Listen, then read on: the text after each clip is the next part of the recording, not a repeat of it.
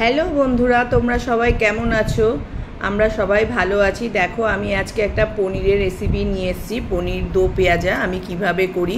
প্রথমে পনিরটাকে আমি হালকা করে ফ্রাই করে নিয়েছি। এরকম হালকা করে ফ্রাই করে নিলে খুব ভালো হয়, একটু ফ্রাই করলে ভালো হয়। এরপর আমি পেঁয়াজ, আদা, রসুন কুচিয়ে, কাঁচা লঙ্কা কুচিয়ে এটাকে আমি ভেজে নেব, হালকা করে ভেজে নেব। দেখো, এটাকে ভেজে নিলাম, হালকা করে ভাজবে, বেশি কড়া ভাজবে না। তারপর আমি টমেটোটাও এর মধ্যে পেঁয়াজের সাথে ভেজে নেব।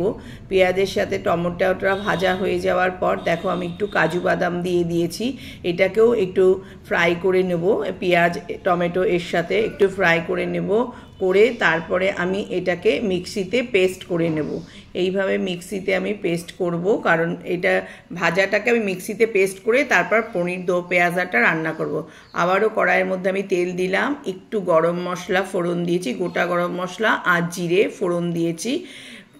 তারপরে আমি যে বেটে রাখা মশলাটা আমি আবার তেলের মধ্যে দিয়ে দেব। এইভাবে তেলের মধ্যে দিয়ে নেড়ে চেড়ে এরপরে আমি এর মধ্যে একটু হলুদ দেব।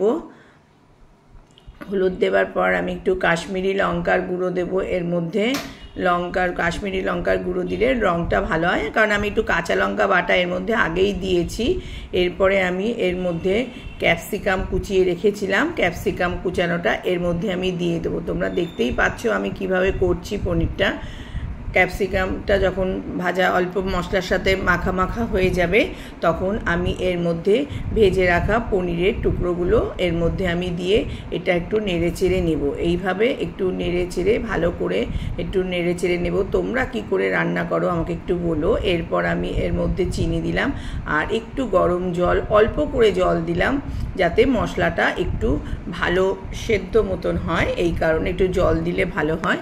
এরপর এর মধ্যে দেখো আমি কসৌরি মেথি দিলাম, খুব সুন্দর একটা ফ্লেভার হয় কসৌরি মেথি দিলে, কসৌরি মেথি। এরপর আমি দিলাম একটুখানি ভাজা মশলা বলতে গোলমরিচ গুঁড়ো, ধনের গুঁড়ো, জিরে আর গোটা জিরে ভেজে রেখেছিলাম, ওই দিয়ে ভাজা মশলা করেছি। দেখো, আমার পনির দো পেঁয়াজা রেডি হয়ে গেছে।